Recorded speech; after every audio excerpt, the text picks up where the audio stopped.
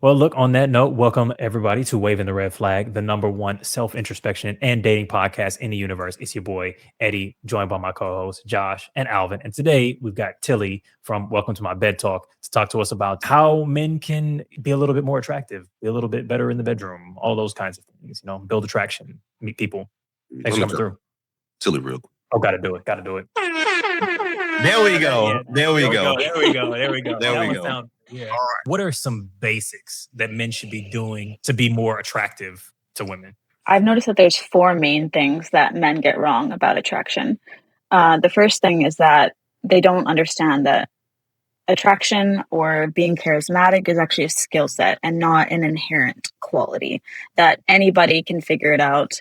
Put in work and you practice talking to people and trying to understand people a little bit more. The second would be to focus on how you're coming off and not who you are. It's just not enough, unfortunately, to be a good person and to be a compassionate person who is interested in getting to know other people. You have to think about how people actually perceive you. Third would be shifting from trying to be interesting to actually just being interested in the people that you're dealing with. So just know that you are interesting and focus on being interested. I think that's one of the biggest shifts that people can make in terms of actually being liked by people. You said something interesting in one of your posts actually about how to make friends as an adult. And I think it's a similar concept where the way to make friends is to be a good friend already. So I think it's similar in dating, is to really just try to be that person and try to really understand that person and make them feel special. The last one is just stop trying to be someone you're not. There's no one way to do it, and people can sense inauthenticity. If you're trying to be the guy that you think that women want, women will notice that. And I think one of the most attractive things that you can do is to actually just lean into who you really are. Anytime you're just yourself unapologetically, people are like, who is that? Like, what is their deal? There's something there. I liked it. Yeah, no, they're all great. I did want to say one about being yourself, absolutely. But if you are a dick, then maybe try not to be a dick. But like I feel like the easiest fix anyone can make immediately is the be interested and don't focus on being interesting, because that was one of the things I had to learn when I was especially post college. I was super nervous going on dates, and I was like, oh my god, what do I say? I don't know what to say, and I would always be in my head just filled with anxiety. I was like, oh, I don't know how to talk to women, but I've done it before, but it's just in every these different situations, I'm like, I don't know how to talk to women. I don't know what to say. Fuck that. Be interested in the other person. Just focus on asking questions, getting to know them. Don't hit them with 20 questions, but literally just ask some questions and then get the conversation going from there. But keep the conversation on them, keep them talking, and actually listen. Because especially if you're a guy, you're on a date with a woman. Tilly, I'm pretty sure you might be able to vouch for this. But if you get a woman talking about something that she really enjoys and it's about herself, you don't have to do a whole lot of work after that. As long as you're actually being present and paying attention, and then you're following up with relevant follow-up questions or just relevant follow-up statements, that's literally most of the battle done right there. I completely agree with that. What was it for you that shifted when you kind of figured that out? What happened there? I had a terrible day. I was doing way too much. I was I wasn't trying to be someone I wasn't, but it was a little bit of being someone I wasn't, but also just trying too hard.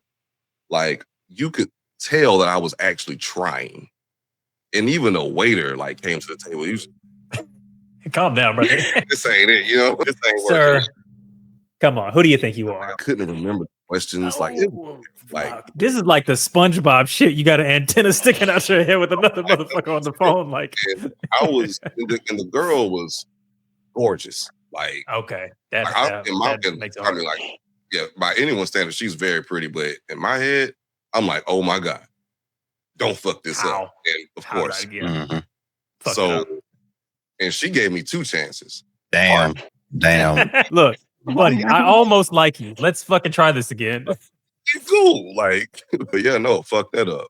And after that, I was like, man, fuck it. Like, what am I doing? Like, just be yourself, be normal, keep the conversation on them, talk to them about them. If it comes to me, like, and then, like, you know, chime in with like, oh, I've done X, Y, and Z too. Oh, I can relate to that. Just have conversations, just focus on that. And literally ever since then, I have not had one bad date.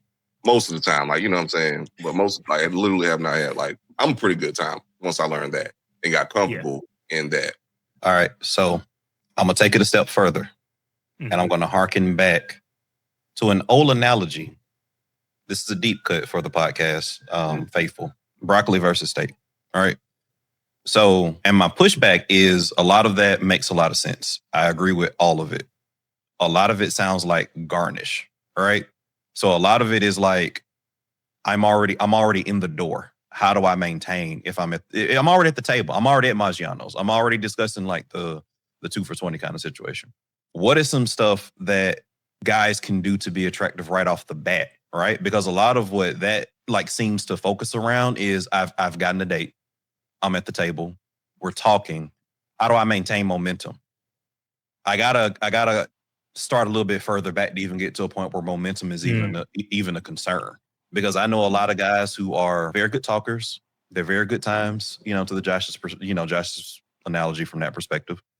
And I have some thoughts, but I'm more interested in what your thoughts on how did we get even more foundational than I'm already at the table. I've already got the coffee date. I'm already at Maggiano's.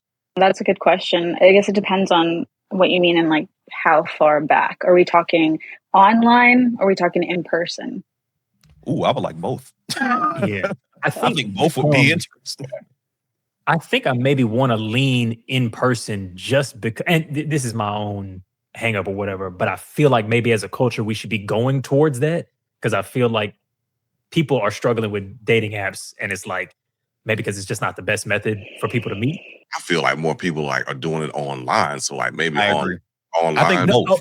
First, both. In person. What I'm getting at is that most people are doing it online and having a bad time of it. So I think there's value to maybe a point that Alvin often makes of like, maybe try a different way and what would that look like, if that makes sense. Yeah, I get what you're saying. Yeah. Oh, okay, yeah. Fair enough. But since that's where the people are right now, like, hey man, this online shit ain't working. What could I be doing a little bit differently? The biggest thing that you can do is going to be confidence, improving your own confidence, and the self-love. Because when people can feel that, when they can see it, they feel it and it radiates. And you see someone who's walking, talking confidently, and you are sort of instantly drawn to them without them having a seat at the table, as it were. So the in-person, I think, confidence, and then, figuring out how to get there. And a lot of the times what I recommend for my clients to do is external changes, because sometimes when we see those external changes, we start to feel a little bit better about ourselves.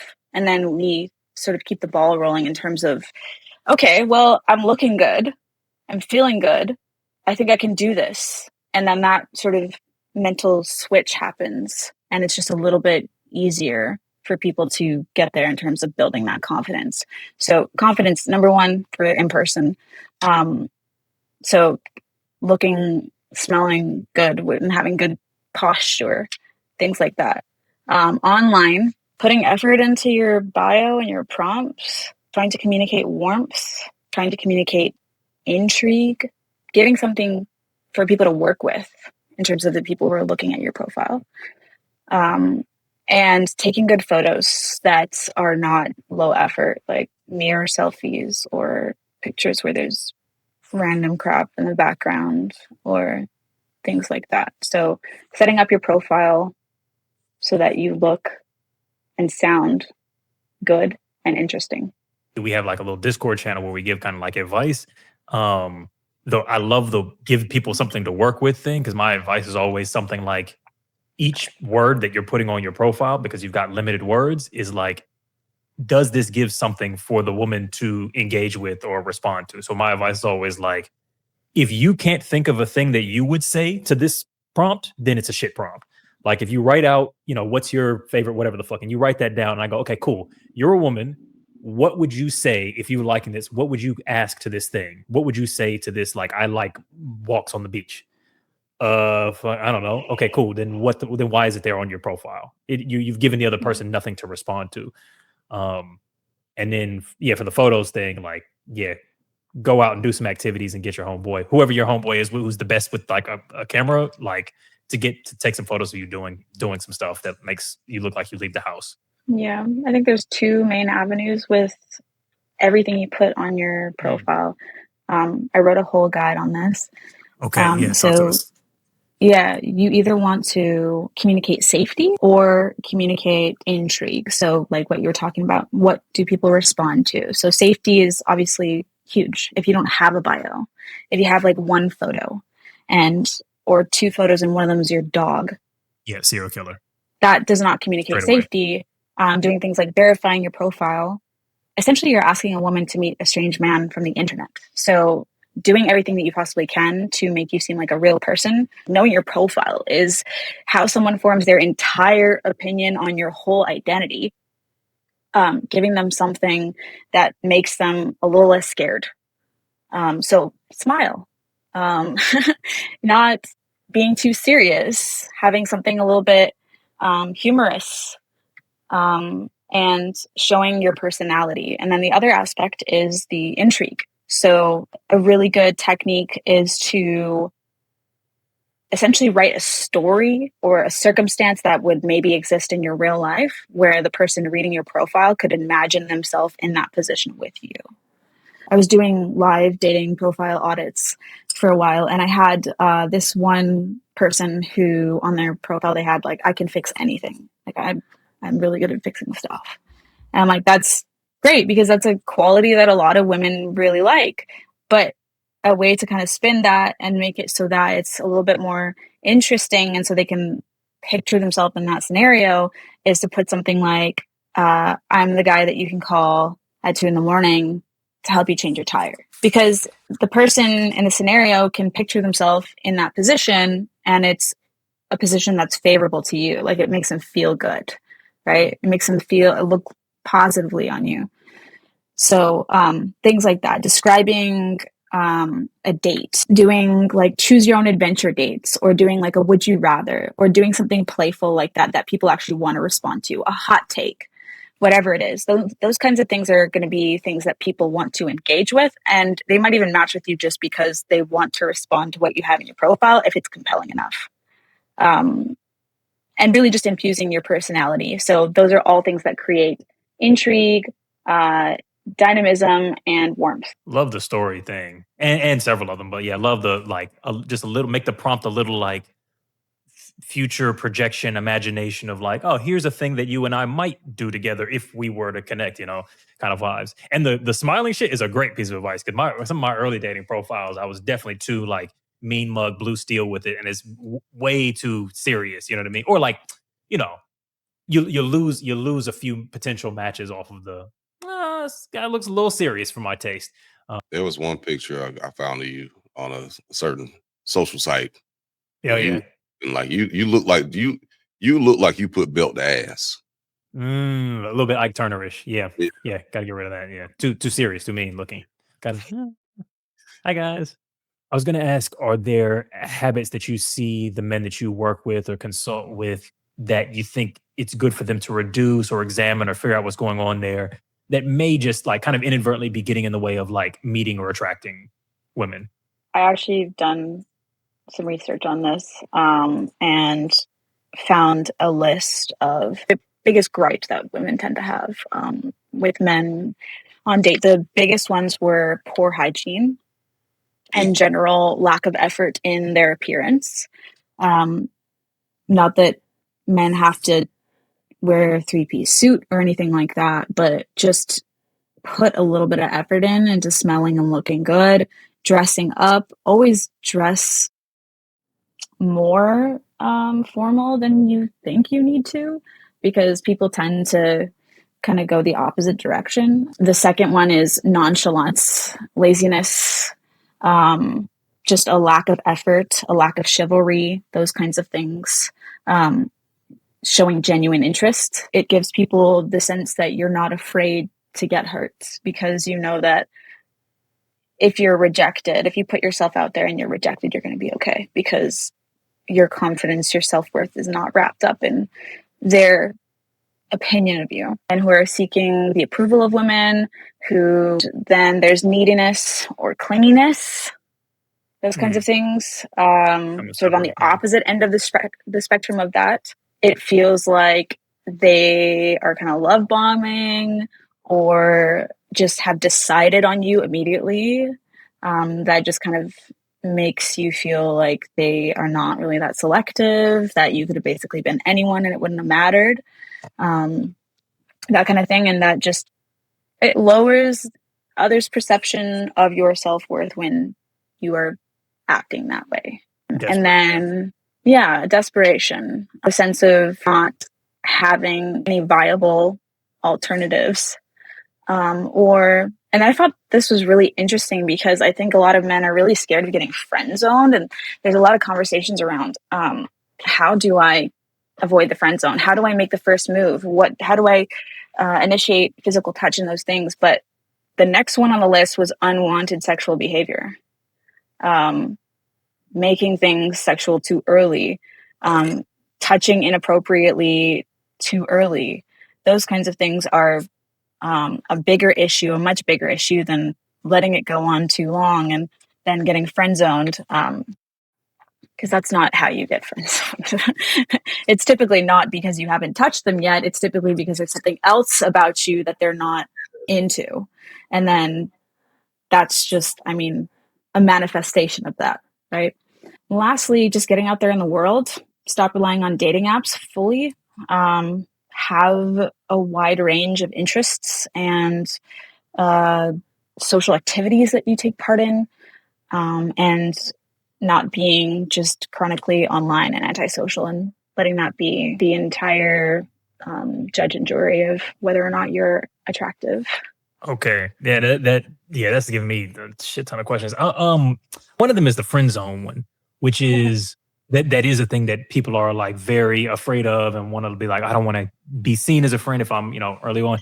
And I think something else that you've talked about in some of your stuff is like the touch barrier. And I like talking about the ideas of like that there's different touch, and what it is like to gauge someone to go like, oh, are you interested in this? And like, kind of just reading the room a little bit. What's your take on gauging how interested in someone is with you and what kinds of touch should and shouldn't be happening? And like you said, this one of these big turnoffs is like trying to do too much too soon. Because as I'm reading through some of these bits of advice, if I'm thinking about a guy who's like is struggling and they're kind of at the starting line, it's like these are very Goldilocks. Then it's like, wait, okay, so don't do too much of this thing, but also definitely don't do too much of this other thing. How does a person find that correct spot? Of wait, fuck. So not showing enough interest, they'll hate me. But if I show too much interest too soon, then that's then you know what I mean? I think your first question was how to tell if someone's interested, was it? Yes. Yeah. And then how to introduce touch into in a way that feels safe and isn't doing too much. Mm-hmm. Okay. In terms of is someone interested, generally, it's obvious. It's not usually a huge secret. If someone is really into you or they're genuinely intrigued, past the first interaction, it tends to be pretty obvious. Unless you have a scenario where it's like, you're in a friend group and there's those kind of constraints. But we're talking about, we're meeting, two people meeting in the wild. It's generally pretty obvious. But I would say that actually, instead of looking at it like, are they interested? The signs of being disinterested are kind of more so the ones you want to look for. Because not everyone's going to be interested in the same way. Not everyone's going to look the same when they're interested. Some people just get really quiet and awkward when they are. But when they're disinterested, people tend to have a lot of the same body language signs, things like that. Looking away, not really making eye contact with you, facing away from you, keeping the conversation monosyllabic, those kinds of things. So I feel like you should be more so looking for, are they not interested? No? Okay, cool. Let's proceed, right? Because people are adults. We're able to excuse ourselves, right? As long as you're not being aggressive, you're allowed to try to maintain a conversation with someone. If they're not into it, then they can go. Yeah, I like to focus in on what are the things to like look for the disinterest, and you go, okay, cool. If you're getting any of these things, that might mean it's time to wrap it up. So yeah, looking away. You said one I always notice is like how much distance the person kind of creates between the two of you. Like if somebody stands more and more close to you, they're like maybe a little bit into you and the interaction. Creating more space is less so. Looking away, monosyllabic shit, short answers. It's getting kind of late type shit as well, Mm-hmm. Yeah, there's definitely ways to kind of avoid that as well when you're trying to approach someone, specifically like a cold approach, starting that whole interaction, just being like, hey, am I interrupting something? Are you busy? Those kinds of things. So you already know where they're at. If they say no, then you're good to go. If they're even not interested and they're not even busy, but they'll say they're busy, and then that's an easy exit for them. Giving yourself a time constraint as well, being like, hey, I'm just on my way out, but I thought I would let you know, blah, blah, blah, blah, blah. Then they're not being held hostage in the situation, or they don't feel that way. Those kinds of things. There's ways to allow the person to gracefully exit and not have to worry about rejecting you or anything like that. Because we've had lots of conversations about like where and when and under what circumstances and where to approach and because it varies like city to city, culture to culture, across time. Sometimes you're reading the room and going like, oh, there's a more social situation. So maybe, the idea of building into whatever your approach is, the fact that like this is very low investment. Like you don't have to stay here. I'm not starting with something super strong and sexualized. It's like the other person gets to choose how much of an interaction this becomes. I'd love to hear your thoughts on just like the when, how, and where of approaching in real life. Did you want me to talk about the touch thing first, or? Yeah, please. So in terms of initiating touch, the goal is always to make them feel safe. Once someone feels safe, the specifics of how you do it and when you do it and if you do it, they don't matter as much. But if you're really overthinking everything, in terms of seduction, the rule of thumb is just everything should be slow. You should be speaking slowly. You should be moving the plot along slowly, really taking your time and allowing the chance for them to want you to touch them before you actually do, because it should never feel forced. It should never feel like, oh, this seems like the opportunity. It's the end of the date. We're looking at each other in the eyes and we just hugged, so I should just go for it. Like, it should feel a lot more natural than that. And if you allow that tension to build, if you take your time, don't force it, it will always hit way harder when you actually get there. Oh, yeah. Yeah. One thing that I've heard from some guys is like, it never feels like that. There's no point at which I'm like, oh, this is the moment. What would you say to that? Or is it like, yeah, well, then actually wait longer, because there is a moment that everyone will feel a thing. Yeah, I guess, people have varying degrees of being able to understand, but I feel like there is eventually always a moment. I don't really believe that if you wait too long, they're going to think you're not interested. As long as you are displaying interest in other ways, I think that the flirtation and the seduction comes from the mind long before the touch, long before it comes from anything physical. And that's what you want to build on. You want to build on that mental connection that you have with someone before you initiate the physical, because a kiss feels totally different when it's with someone that you've had really good banter with all night. This lingering eye contact, it feels so much more intense. It feels like electricity versus if you were just to go up to some random person and kiss them. That just feels like two people's faces touching. So it's all about the mental stimulation.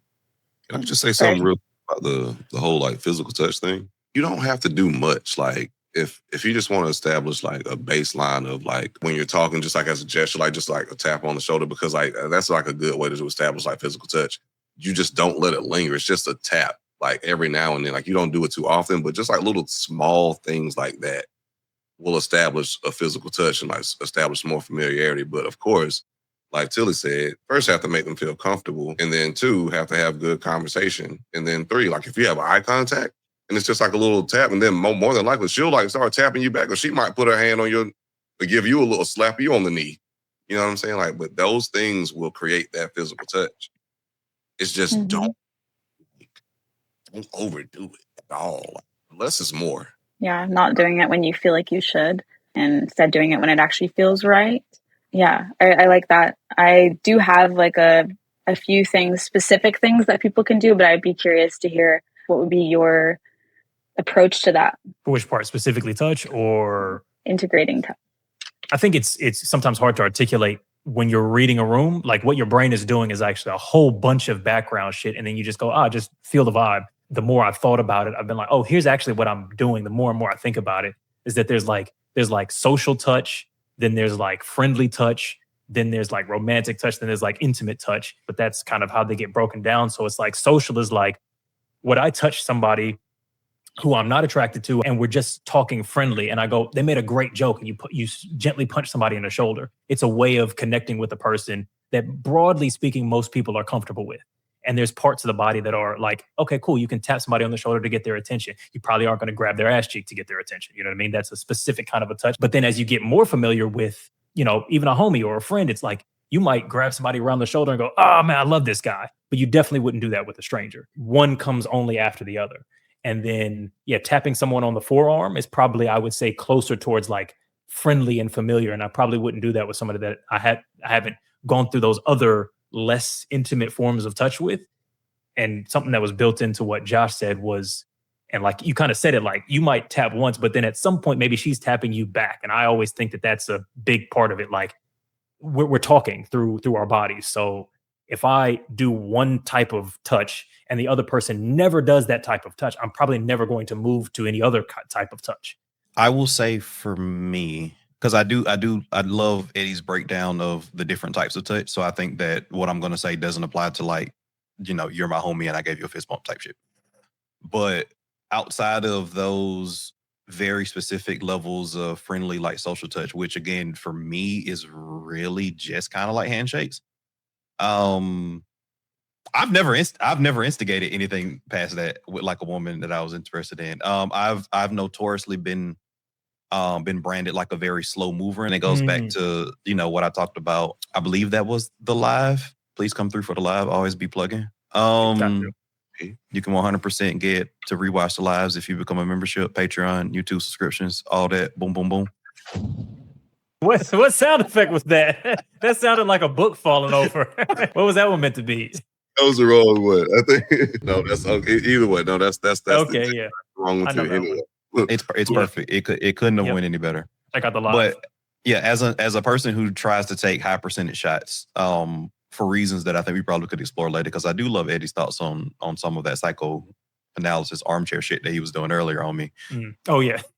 Yeah, but because I'm trying to take high percentage shots at any given point, like I'm basically letting her make the first move in every single situations, and that has never not happened. I have gotten the critique of like after the fact of like, you didn't do anything, it took you forever, I thought you were losing interest, so I just like intervened in this situation.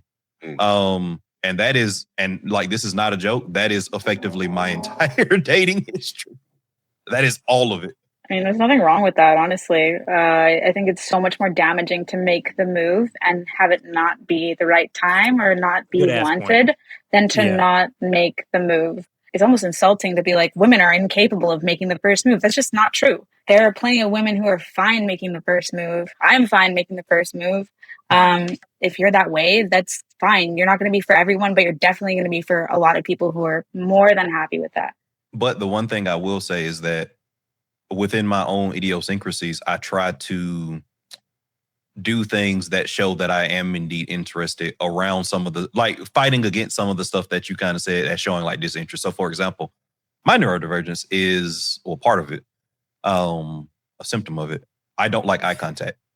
Like I don't like eye contact at all. So I put myself in situations where I'm playing defense for not liking eye contact. So I'm doing things where I can stand cat a corner, or like we're walking in the same direction, or like we're looking at things in the same situation. So like if we go to an art gallery, we can have a conversation and I don't have to look you in the eye. It's natural for that. If we go to a show, if we go to a game, I'm also typically taller, so I can look in ways that appear to be eye contact, but aren't necessarily eye contact. Yeah, like so all that to say, What color are eyes? I don't know. Yeah, but guys, you can basically game plan around not showing disinterest in a way that fits within your mold and your brand, and I think that's important.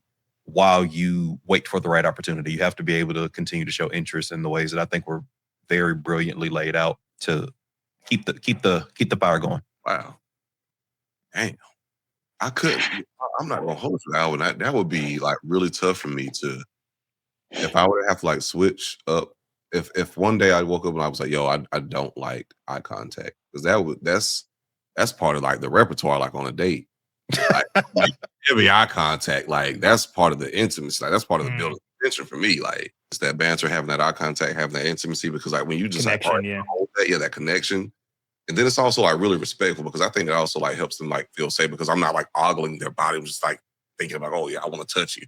You know what I'm saying? Like, but are those our shoulders? Why are they so far apart? What is it? Hey, yeah. Like,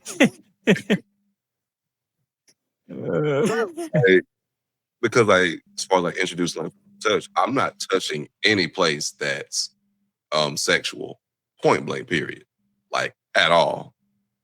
I'll do like a quick like a tap on the hand, you know what I'm saying? Like, oh, what you think about such and such? Like, I've done this a couple times. A girl like bring up something about her hands, like how small they are or how big they might be.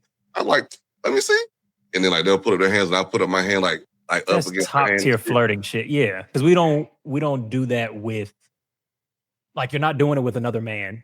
No. You're not doing it with, you know what I'm saying? Like it's flirtatious. It's a flirtatious level of like, and like everybody knows like that's top tier flirting shit. Yeah. That's well. We've done that, Edward. Yeah, because I was flirting with you. Like, in the moment, what are you talking about? Yeah, of course we did a fucking Simba, Kumbaya, you know, the fuck? We definitely all three touched hands. And like, yeah, no, and I'm not saying that a level of intimacy doesn't exist in platonic shit, but there's a high level of closeness, and like playing with somebody's hands is like a very flirtatious thing to be doing with somebody that you're interacting with. Of course, absolutely, that's the point. Yeah, you're doing it safely. How do you introduce that to the people who don't know? Like, it's not hard. Like, honestly, like a lot of the gems that have been dropped in this conversation have been dropped by Tillie in the first like 15 minutes. The main thing is be interested. Focus on being interested. Keep them engaged about talking about themselves. Be interested and excited about what they're talking about. And then like, hey, if you have like something to add on to that you've done, do that. But don't stay on yourself and talk about yourself. Like, put it back on them. Like that's on, yeah. Yeah, shoot. Keep that eye contact, a little touch and tap, or a little here and there. Me personally, I never kiss on the first date. Like, I've never made that move, but you know, that's just me. I just don't. Like, I try to do it, and that's, you know, I might be shooting myself in the foot, but whatever. You know, I did want to follow up on the ways of showing interest in non-physical ways, because I feel like that's been touched on, and going like, cool, because you made a great point, Tillie. There's way more danger in moving too fast than in moving too slow when it comes to physical shit. I'm not worried about that. The moment will happen if the moment happens. What are the ways that a guy can show his interest and engagement in ways that aren't about trying to kiss or trying to figure out which thing to touch or when or any of that kind of stuff? It's interesting that you keep bringing up the whole interesting versus interested thing, because that is really fundamental. That is the core of, I think, all of it. Making the person feel seen. Everyone wants to feel seen. Everyone wants to feel loved at the core of it for who they really are, right? And if you make someone feel seen and also interested, then you're good. Like, pretty much, you don't need eye contact to do that. You don't need touch to do that. That's the main goal, is to make them feel like the star of the show, like they're the only one in the room. How do you show interest? By asking really good open-ended questions, follow-up questions, by pausing after they say something. People tend to want to fill every silence, and it's just not necessary. If you're talking about something serious, and the person, instead of just instantly replying, like they're waiting for their opportunity to speak, they actually take a minute to just sit there and ponder that thing, you're like, wow, this person's really listening to what I'm saying. They're actually absorbing this information and not just waiting to turn it back onto them. That's good.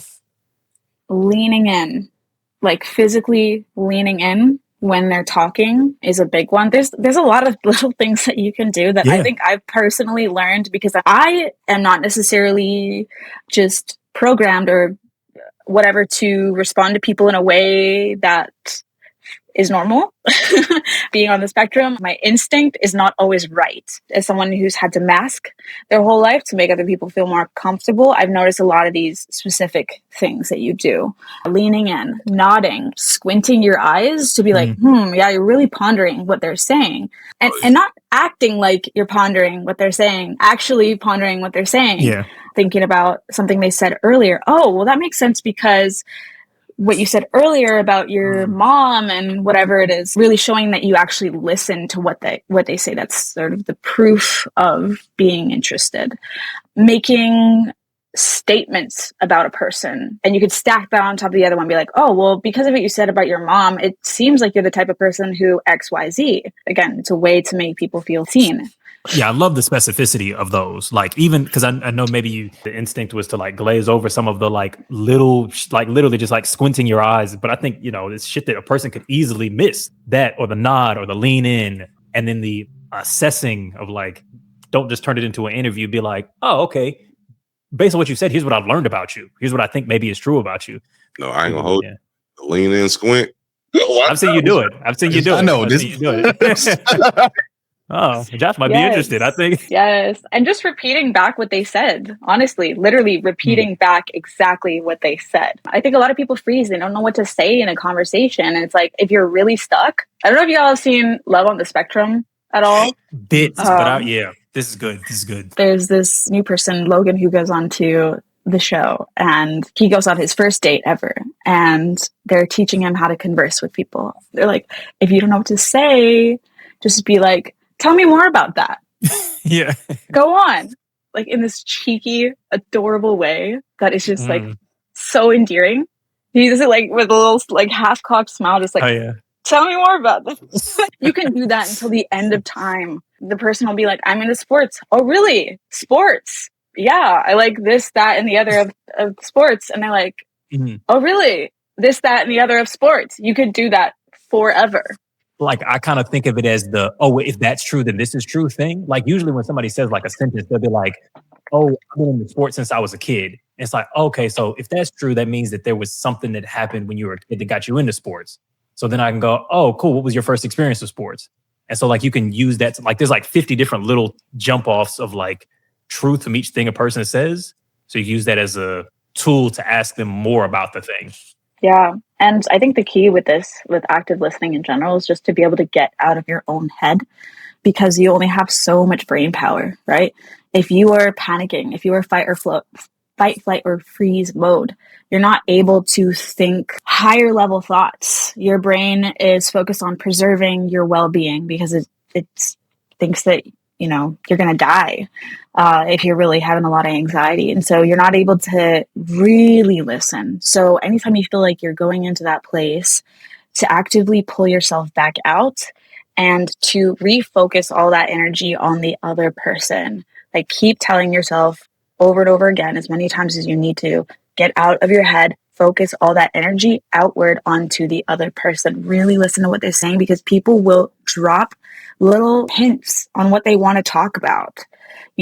Someone could be like, oh yeah, like you could be like, how was your day? And they'd be like, it was great. I, went to the gym and blah, blah, blah. I'm planning this little trip and blah, blah, blah. I keep going on. It's like, oh, okay. Well, they clearly want to talk about this trip, right? Because that's the most interesting thing that they mentioned. People will give you the hints. You just need to be calm enough, not freaking out enough to actually pick them up. Something that I think kind of builds a bridge between what Eddie just said and one of the things that was led off with in terms of this being a skill, something that you can develop, right? So you can teach yourself your conversation like stems. You can teach yourself like the things that you use as jumping off points. And I know, Josh, you kind of presented it as as a folly, but having a question list, I'm not saying look at your phone in the middle of the Maggianos of like how you do that, but like having a list of like, these are my canned questions that keep this going in response to this. Cause I think innately we all just do that. Innately, that's how we become conversationalists. If you're not innately a conversationalist, having a script, write your questions down, memorize them, and my cues for how I stem off of this line of questioning, this line of questioning. I think that's a brilliant like thing that people don't take advantage of enough in terms of building the muscle memory and the cognitive skill that is interaction. It becomes second nature the more you do it, and then it's not a script anymore, you know? Mm-hmm. Yeah, it's literally like having a sales pitch because there's like, 5 steps to a conversation. Got your intro, your short story, presentation, close, rehash. And like you come up with your script, like you say, like it's not manipulative. Like you just know what you're gonna say. You say the same thing over and over, like you said, that's how it becomes second nature. That's how it becomes like so easy. You're familiar, you're comfortable in that, just like those basics down, some questions. Then like Tillie said, repeat what they said. Yeah. Once you get to that part, like that's easy, but like, maybe like the hygiene precedes that, like, your profile, that your smell precedes all that stuff. So, you gotta take care of yourself. Yeah. I think it can be a lot harder than like, just to give, I guess, a little bit of grace. Like I think it can be a lot easier said than done, depending on what your starting point is. There's been periods where it's been very difficult to learn elements of what a conversation is. And like, oh, when people say that, they actually kind of mean this other thing. And then that means that, okay, this is, or here's a track that conversations often go down when someone tells you about, a trip that they went on. There are certain things that they're going to tell you about this trip that you don't know unless you've had that conversation 1,000 times. So easier said than done sometimes, but it's a skill that can be learned, I think. Yeah, absolutely. Being a good conversationalist is definitely a skill. One of the things that I tend to recommend to my clients is unlearn what they think flirtation is and to do it on everyone all the time. But yeah, I got a boyfriend. Really? Shit. Yeah. Well, no, because it doesn't have to be inherently sexual. Like it doesn't have to be romantic. Yeah. Essentially, I mean, flirtation is just making the other person feel special. You could be doing all these same things with a friend and it wouldn't be flirtatious because the context is different. And we pass up a ton of opportunities every single day to flex these muscles. Talk to the barista who's making your coffee. Talk to the cashier. Talk to your coworkers. Focus in on really listening to them and picking up those golden nuggets and being like, I'm just trying to go into this scenario to make them feel good about themselves and to make them feel special. And when you're doing it with people that you don't necessarily feel the pressure of a romantic undertone, it could be way easier and a good stepping stone for when you actually decide to use them on people you are interested in. Romantic connection is not this deeply distinct form of connection from other things. Like the way you approach a conversation with somebody platonically, the way you listen, the way you joke is kind of the same thing that you're doing when you're flirting with someone, or the way that you make them feel seen or go like, oh, one thing I know about Josh is the same style of sentence that I'd say to a woman that I'm flirting with of like, oh, you seem like a thing. Like I said, I'm always flirting with both of my co-hosts at any given time, but that's not unique was my point. You just, okay, I'm still waiting. Oh, I feel less special now, just by the way. I'm sorry. Beautiful eyes to the both of you, that's my go-to. Honestly, like giving love regularly to people, like giving compliments, showing affection, learning how to and it goes to the romance shit in a relationship. Like one of the best ways to build the muscle of how to get presents for your girl is to get presents for people broadly, to develop that muscle in all of your relationships. Look, I have been a proponent. I've been saying this for over a year now. Drive-by compliments. Implement that into your routine. Like, don't expect nothing. You just say something nice about somebody and keep it moving. Incredible shoes. Keep it going. You wearing that? Oh my God, you look phenomenal. That's you? Goodbye. Yeah. Hello. Okay.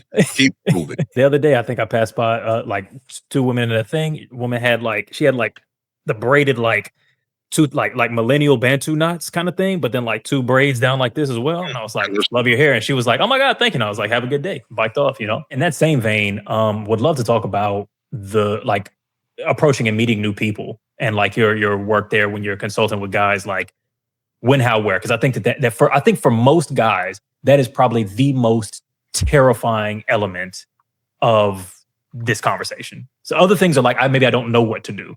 This one maybe feels like not only do I not know what to do, but even once you tell me what to do, I'm like, oof. Yeah, that is a huge one. And I think most men want to actually meet people in person. They don't want to use the apps. They prefer the in-person approach. And honestly, it's way easier if you can get out of your head for like a second. There's just a certain magic about people that you cannot capture online. And your presence, you can't really turn that into a profile. Like you can do some pretty cool stuff, but everyone's unique and everyone has their little thing about them that makes them special and interesting and appealing in some way. But you can't translate that online. So I am definitely all for the in-person over the online approach. The when, how, where. When, we already talked about that a little bit of sort of giving yourself the easy exit. In terms of the drive-by compliments, love that. It never happens. I've had that happen with women so many times. I've literally had a drive-by compliment with women multiple times. I love your outfit, and it just makes your whole entire day, like, it just feels so good, eh? Tillie, because Eddie and Alvin, I have had contentions with these gentlemen about the drive-by compliment method. I do have some caveats, but we don't have to talk about that here, but we can. Yeah, as long as it's not creepy or sexual or anything like that, I think it's fine. I think if you're going to compliment someone and there's no agenda, there's no undertones of anything weird, it's going to be well received. Unless they're having a terrible day or something else is going on, it's going to be well received. But the problem is that most men don't have no agenda, which brings me to my second point, which is to go into an interaction without an agenda, to talk to someone without being like, okay, let me just go up to her and try to get her number, or let me just go up to her and try to get a date with her. Instead, just go up to someone with curiosity and just try to get to know them. Just try to make them feel good, and that be your only game plan. Because when you have an agenda, when you're saying stuff and you're being like, oh, good weather today, huh? It's like, I know you don't mean good weather. You're just trying to say something to initiate a conversation. Sure is hot out here. Dumb shit we don't care about. 2 degrees. What are you drinking? It's like, you don't care. Like, stop. Things like that. So when you have an agenda, an ulterior motive, you immediately come off as being disingenuous. So instead, being a little bit more authentic and being like, I really like this thing about you, or I think you're a whole vibe, and trying to initiate a conversation in that way. But I feel you. Everything can be code for I'm trying to fuck a little bit if it's said with that kind of energy, you know what I mean? That's kind of a little bit. Well, I know, but it's about the energy that you bring to it is what I'm saying. Yeah. Whether you have the agenda is going to be the ultimate thing, right? Because people want to take you at your word for what you're saying. They want to believe that you're being real. It's only when you prove to not be real that people are like, oh, damn. So it's like that again. Ideally, you want to approach someone in a situation where you feel comfortable and engagement is normal. Maybe it's an extracurricular activity. Maybe it's like a weekly yoga class you go to. Ideally, you want repeat exposures. That's going to be the best way to build attraction over time. There's something called the mere exposure effect, where people grow attraction based on having repeat positive encounters with people. That's why a lot of coworkers end up dating. Just because of that phenomenon. So if you can be doing something that makes you feel good, that you enjoy doing genuinely, and then you're seeing the same group of people or roughly the same group of people week after week, that's an ideal environment for approaching someone and having those interactions. First is a bar or a club where women are expecting to be approached by creepy men and they have their guards up and it's really hard to hear or talk to anyone. And it varies from city to city and things like that. I've met plenty of people just like in bars, especially when it's quiet and you're just like, hey, are you guys next on the pool table? And then you're talking for hours and then you go, hey, we should catch up, whatever. So plenty of that does happen as well. Mm-hmm. But I really like the repeat exposure, like have a hobby where you're meeting the same group of people and you go, hey, I saw that you da-da-da-da-da, have a good day. And then, oh, hey, my person that I talk to sometimes at this thing, the next time, like that idea line.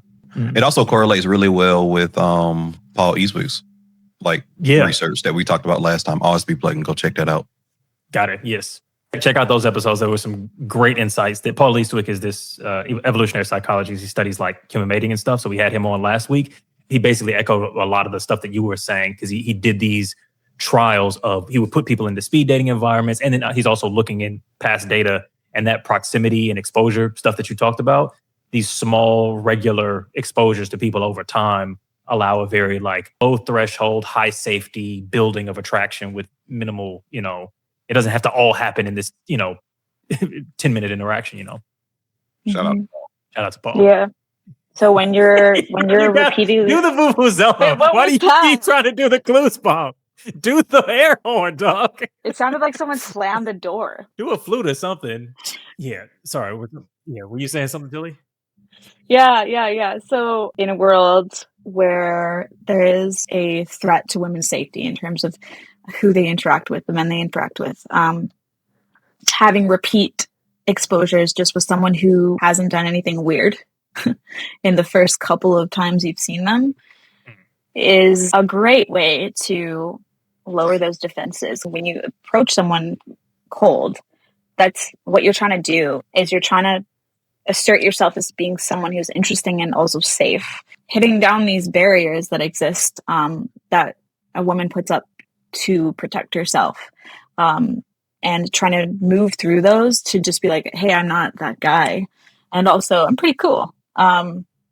So that's a really good way to do that. Don't open with boring autopilot questions. The pattern interrupt thing can work really well, where you say something that they're not expecting to hear, snap them out of this autopilot mode that they're in, where they're just on the grind, on their way to work. Assert yourself as someone who's not just another guy. Do you get the sense that a lot of men are people getting approached a lot and like, oh, another man approached me today? Like, what's the word on the streets? I can speak for the men that I deal with in terms of their perspective of things, but I don't have a ton of data on what other women are experiencing. I can speak for myself. They're still definitely approaching in public, and they're still coming at you with the same few lines.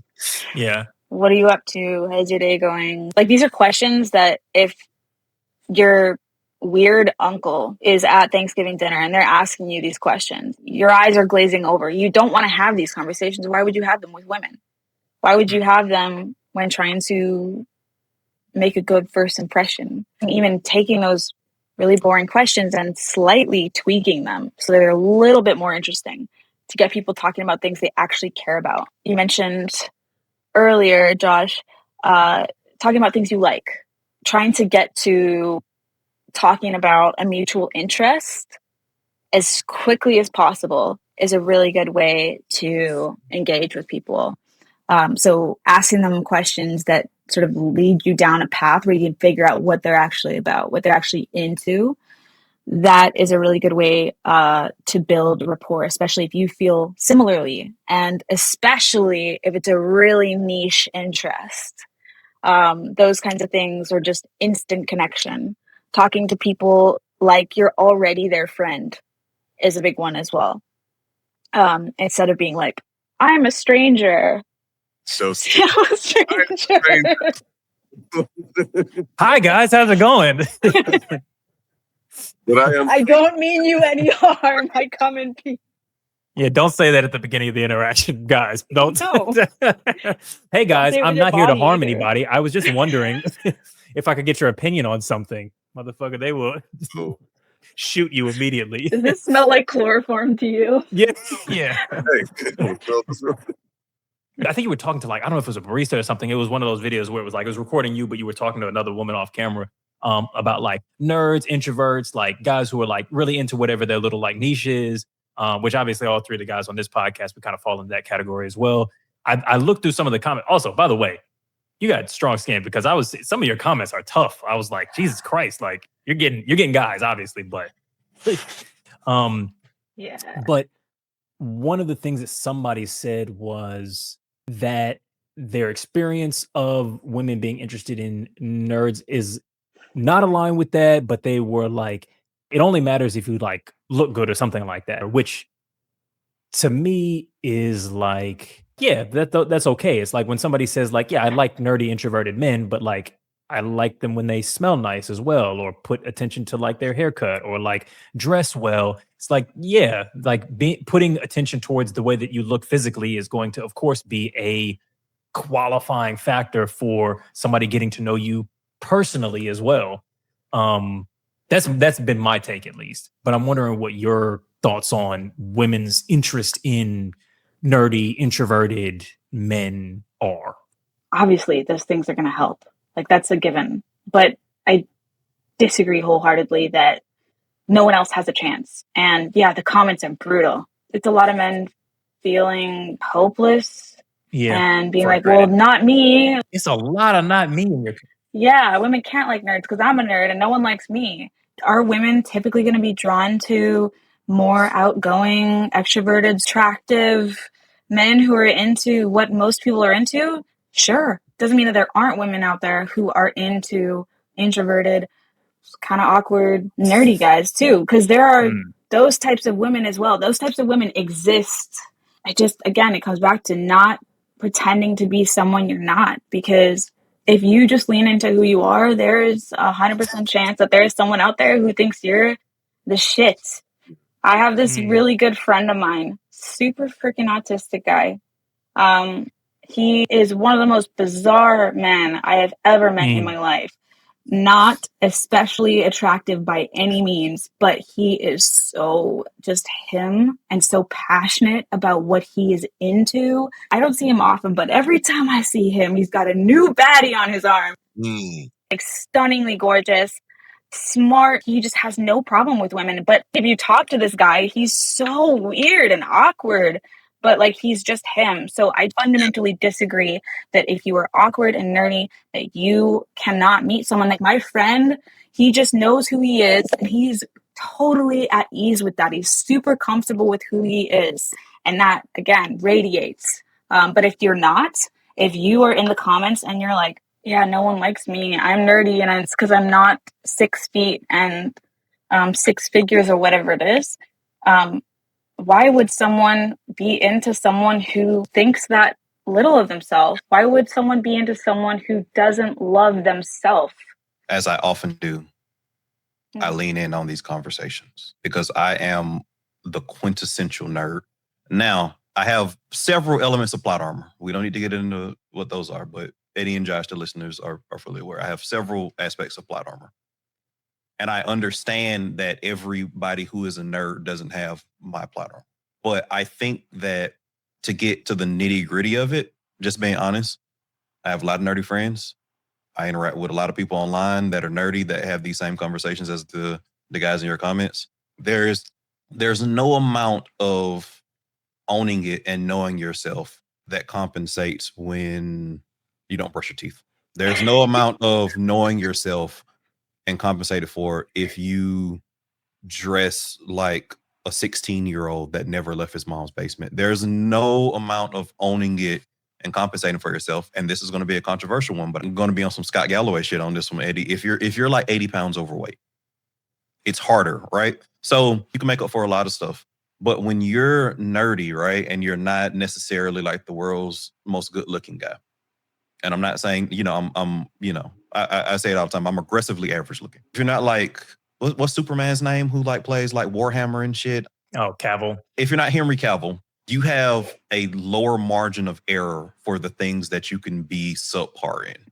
Like, you have to be excellent in, you have to be a good conversationalist. You have to be good with your hygiene. You have to be extremely sure of yourself, right? You have to be a lot of things in order to compensate for your package on that thing. I say men should be thankful that we live in a society that allows men to compensate in ways I think women can't.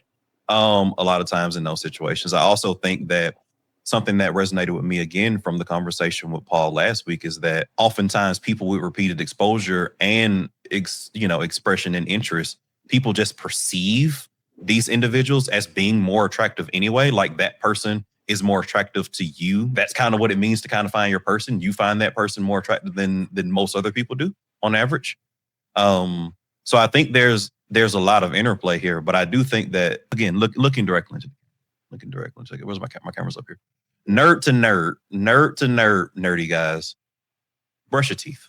Like you can be as sure as yourself as you want to. Like wear something other than your Naruto t-shirt. I'm just saying. And also, for the love of God, please get with the the DreamCon girls. The DreamCon girls would love to talk to you. Maybe you're not gonna find the 10 baddie. Maybe you're gonna find the 8, and you're probably still punching above your weight at 8.